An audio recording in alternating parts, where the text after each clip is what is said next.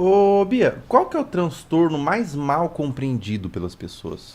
Mais mal compreendido, eu acho que o transtorno borderline de personalidade é um transtorno muito mal compreendido. Borderline. Borderline. Por exemplo, eu acho que o transtorno do espectro autista também é Uhum. muito mal compreendido. A gente tem aí um débito, eu digo que a medicina tem débitos. Eu acho que o transtorno do o TEA, né, que são o autismo, são os níveis de autismo, que as pessoas falam, agora é tudo moda. Não é questão de moda, é que o autismo é um guarda-chuva que pega muita coisa. Desde de uma dificuldade de socialização, com dificuldades de fala, de escrita, com transtornos associados, até de convulsão, como nível 3, por exemplo, que é uma pessoa totalmente dependente de cuidados. Então, eu diria, eu botaria esses dois. Transtorno De de personalidade personalidade, borderline borderline. e o Bipolaridade também, eu acho, que é um e transtorno mal compreendido. bipolaridade. Também. O borderline, se não me engano, ele é muito difícil de diagnosticar algo assim? Ele é muito difícil pelo seguinte, primeiro que não se falava, por exemplo, eu passei minha faculdade inteira e ninguém nunca falou de transtorno de personalidade borderline.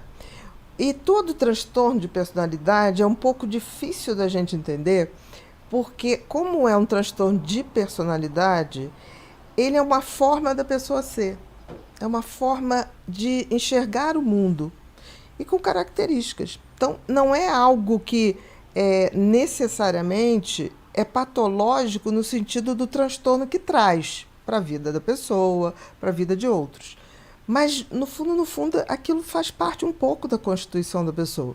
Então, o borderline, se a gente fosse colocar assim, ele tem uma instabilidade muito grande emocional. Então, são pessoas muito hipersensíveis, que podem, no mesmo dia, por coisas pequenas, alguém falar assim, sua roupa não está legal, aquilo pegar como uma rejeição e a pessoa ficar mal, Uhum.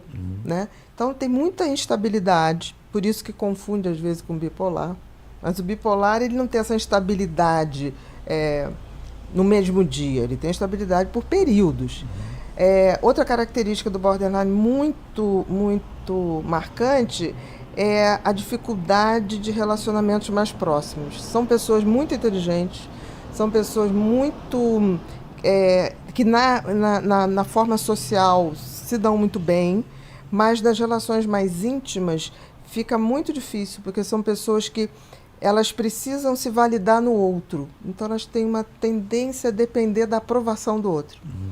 Por isso o medo da rejeição. Muito medo da rejeição. E são pessoas que têm uma autopercepção muito depreciativa, do tipo, não se veem como são, se veem sempre menos, sempre muito menos. E que tem uma impulsividade muito grande. E uma dessas impulsividades, muitas vezes, é quando essas pessoas têm essa questão da automutilação, dessas tentativas de autodestruição, né? Então, é uma personalidade instável, mas é uma personalidade, por exemplo, muito boa de coração. E tem muita gente que não acredita nisso. É, faz todo sentido. A impressão que eu tenho do borderline, me corrija se eu estiver errado, é uma impressão de que são pessoas que sempre buscam uma intensidade É. muito grande em qualquer área que seja, assim.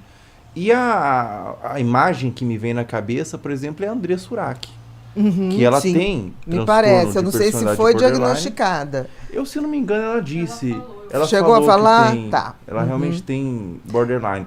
E ela é uma pessoa que ela é intensa em tudo que ela faz. exatamente. Então, eu lembro que ela, antes ela era uma musa ali, há muito tempo atrás, né, que ali do Pânico na Band e tudo mais, que ficava aparecendo ali.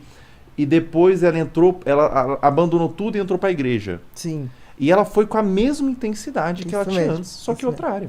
E Ela você vê a começou a, instabilidade. ela começou a vivenciar a questão da igreja e tudo era isso, e começou a pregar e tudo mais, e Exatamente. nossa, uma coisa com muita força, e agora abandonei tudo isso. E depois abandonou a igreja e foi com a mesma intensidade para outro lugar ali de produção de conteúdo adulto. Eu vi esses dias a André Surak falando que estava fazendo um conteúdo, o nível da intensidade com o próprio pai Uhum.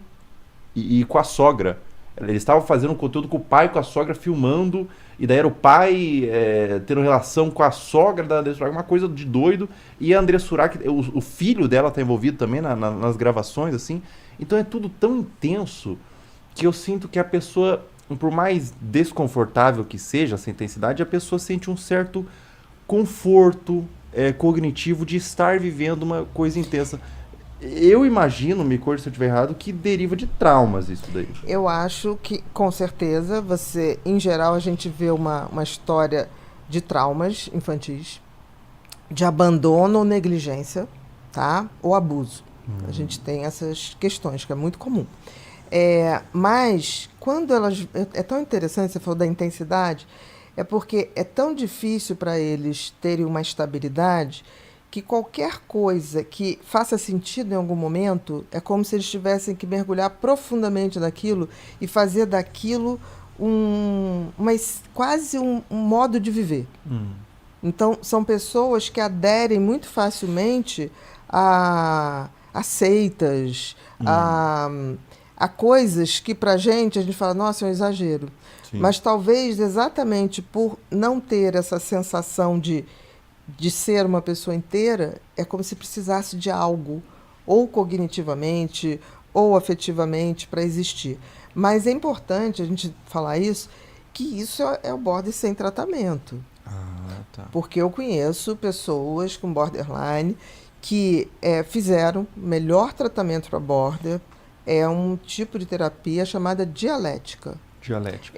É uma variação da cognitivo-comportamental, mas que para os borderlines, a dialética, ela é, vamos dizer assim, a mais cientificamente provada que melhora. Porque é como se você ensinasse para ele os valores, quem eles são, qual o limite que ele tem com o outro, descobrir quais são os talentos, porque assim, o border é muito intenso.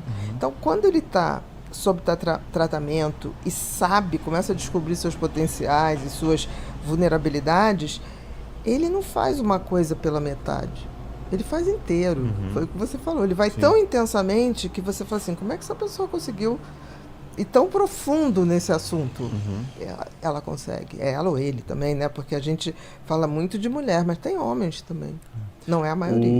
O borderline também, olha que engraçado. Eles são muito bons atores, né? Maravilhoso. Muitos atores. O Jim Carrey tem borderline. Jim Carrey, exatamente. Por que eles são tão bons atores? Vamos raciocinar uma coisa. Se você, dentro do transtorno de personalidade borderline, você tem esse vazio de se reconhecer como uma pessoa inteira, por isso a dependência do outro ou de crenças, né, para poder dar uma sustentação, isso para um ator é maravilhoso. Porque se eu não consigo ter uma identidade, quando eu pego um papel, eu serei aquele personagem. Caramba, eu posso assumir... Eu serei.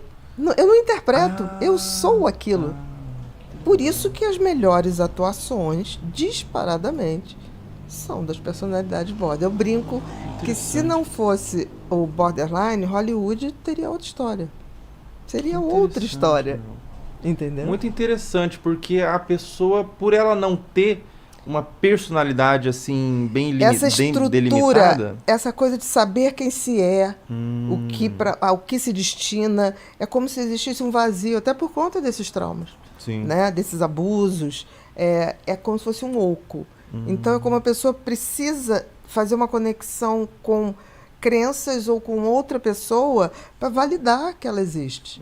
Agora, você imagina isso quando você ganha um personagem.